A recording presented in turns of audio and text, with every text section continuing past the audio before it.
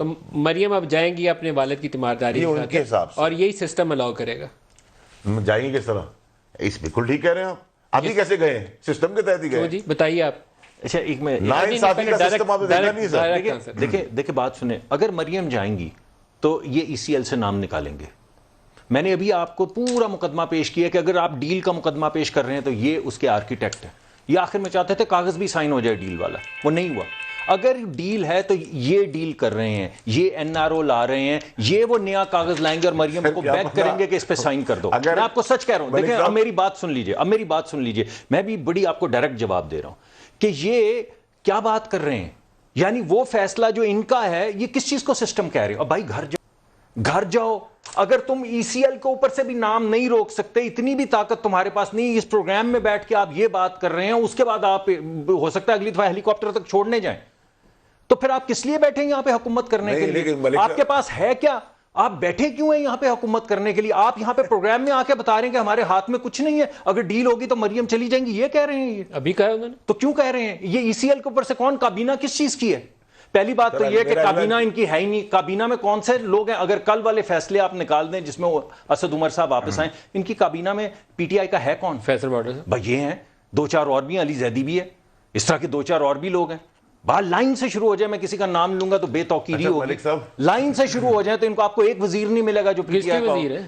پتہ نہیں کہاں سے وزیر ہے. پوچھے کون ہے؟ سسٹم کے وزیر ہیں. یہ سسٹم کے وزیر ہیں، اس وجہ سے ان کے ہاتھ میں کچھ نہیں. کل سے یہ کہہ رہے ہیں ہمارے ہاتھ میں کچھ نہیں، کرسی ہے اقتدار نہیں ہے. ابھی کہہ رہے ہیں میرے پاس تو ہاتھ میں کچھ نہیں. بھائی چلے جائیں اقتدار میں. اچھا میری بات آپ مکمل کر لیں. آپ نے مجھے کہا ڈائریکٹ جواب دو. اب میں دو تین باتیں مزاح میں کرنا چاہتا ہوں کیونکہ میں بھائی سے اس طرح کی ڈائریکٹ باتیں نہیں کرنے، میں نہیں کرتا ہوں. وہ ہو گئی میرے سے سنجیدہ باتیں میں نے کر دی. دیکھیں سنجیدہ بات میں نے کر دی. اب میں تھوڑی سی مزاح میں بات کروں گا. یہ جو 2-3 مہینے کی یہ دے رہے ہیں نا پرائم منسٹر صاحب ان کو لائف لائن، وہ 2-3 مہینے کی لائف لائن مل گئی ہے ان کو. انہوں نے صرف پیغام آگے پہنچایا کہ بھائی جان انہوں نے کہا 2-3 مہینے سسٹم نے.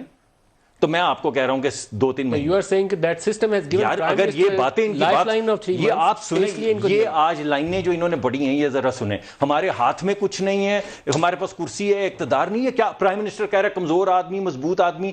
یہ کون کمزور مضبوط آدمی؟ پرائم منسٹر آف پاکستان، کابینہ کا وزیر.